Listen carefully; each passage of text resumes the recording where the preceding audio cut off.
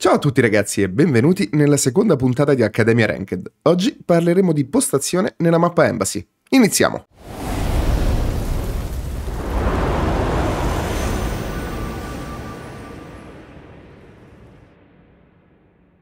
Proverò a fare una cosa diversa, cioè non il classico gameplay commentato in tempo reale, ma bensì delle piccole animazioni 2D per provare a spiegare meglio i concetti tattici. Spetterà a voi dirmi se questa tipologia di format vi piace oppure no, scrivendolo qui sotto nei commenti. Quindi per iniziare prendiamo l'attack map di Embassy, dove ringrazio Games Atlas per avermi fornito non solo queste immagini ma anche quelle di tutte le altre mappe.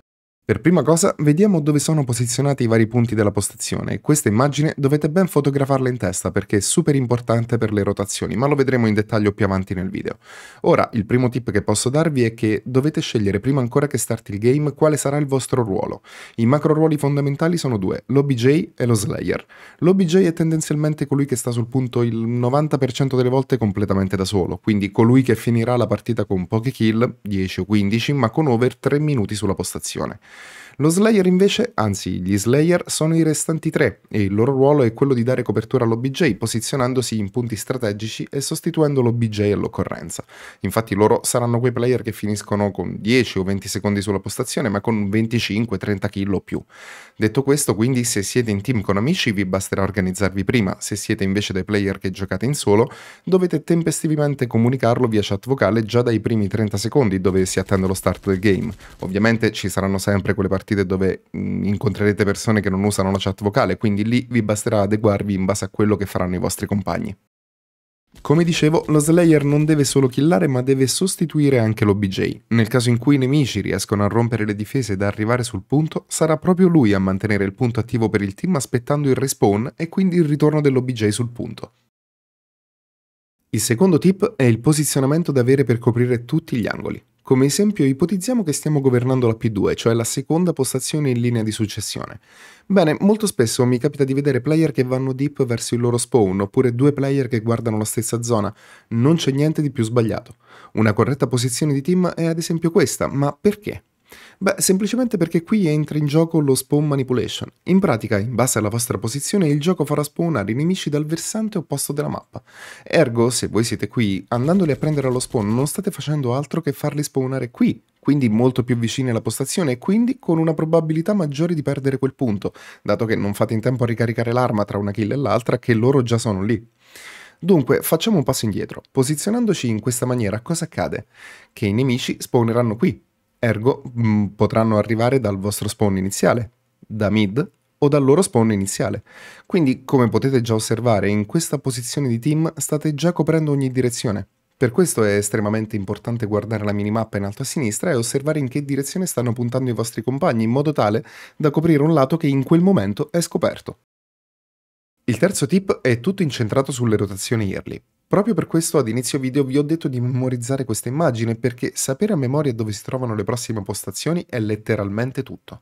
Molti di voi penseranno sì, ma tanto a 10 secondi dalla fine della postazione già ti spawna il punto in mappa della prossima. Sì, è vero, ma è pur vero che quando spawna a 10 secondi è già tardi per fare la rotazione. Infatti il mio consiglio di massima è che dovete startare la rotazione intorno ai 20-22 secondi. Questo per tre motivi. Il primo è perché iniziando la rotazione in anticipo iniziate già, come si dice in gergo tecnico, a flippare lo spawn, per le stesse motivazioni che vi stavo dando poco fa in merito allo spawn manipulation. Il secondo motivo è abbastanza ovvio perché allo scoccare della nuova postazione voi siete già lì, quindi inizierete a macinare punti sin dal primo secondo. La terza motivazione invece è prettamente matematica. In pratica, in fase di rotazione partiranno dal vecchio verso il nuovo punto solo i tre Slayer. L'OBJ invece rimarrà sul vecchio punto completamente da solo, cercando di portare a casa più punti possibili dalla vecchia postazione, ma nel 90% dei casi ovviamente non riuscirà a rimanere in vita e quindi ipotizziamo che i tre Slayer, essendo partiti a 20 secondi dalla fine, l'OBJ muore e perde il punto solo 3 secondi dopo, quindi a 17 dalla fine. Questo che significa? Significa che la postazione dura 60 secondi. Noi l'abbiamo tenuta per 43 secondi, quindi abbiamo fatto 43 punti e i nemici si stanno godendo i fantastici 17 punti gentilmente concessi da noi. E quindi, siccome abbiamo effettuato la rotazione in anticipo, possiamo ripetere ad oltranza questa tattica chiudendo il game 2,50 a 102 per noi. Prima di passare al prossimo e ultimo tip, vi rubo solo un attimo per dirvi che se il video vi sta piacendo, iscrivetevi, mettete like e attivate la campanella. Per voi è completamente gratuito, ma per il mio canale è di vitale importanza.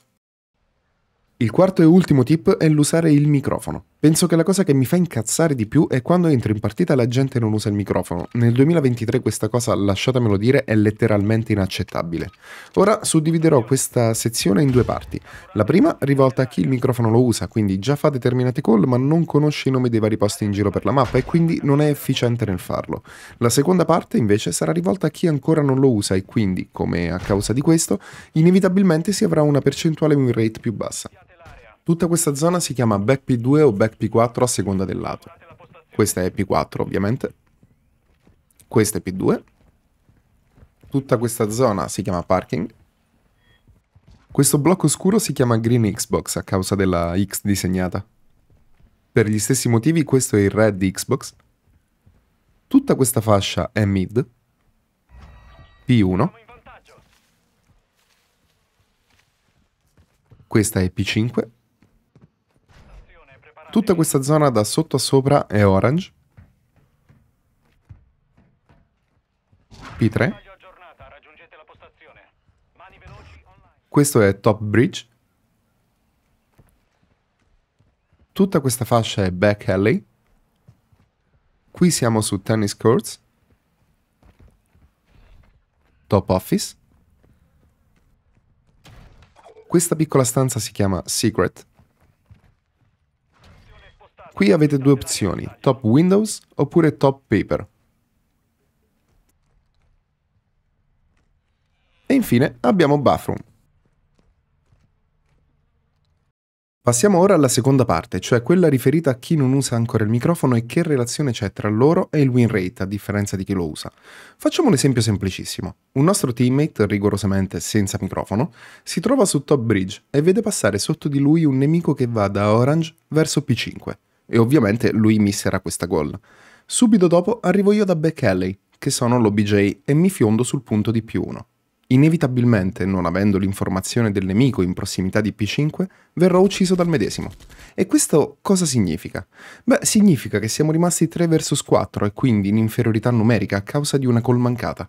Ergo, siccome le partite si vincono quando costantemente si mantiene la superiorità numerica, capite bene che chi usa il microfono ha una probabilità più alta di vincere i game e quindi, in chiave di lungo periodo, chi usa il microfono avrà inevitabilmente un win rate più alto di chi non lo usa.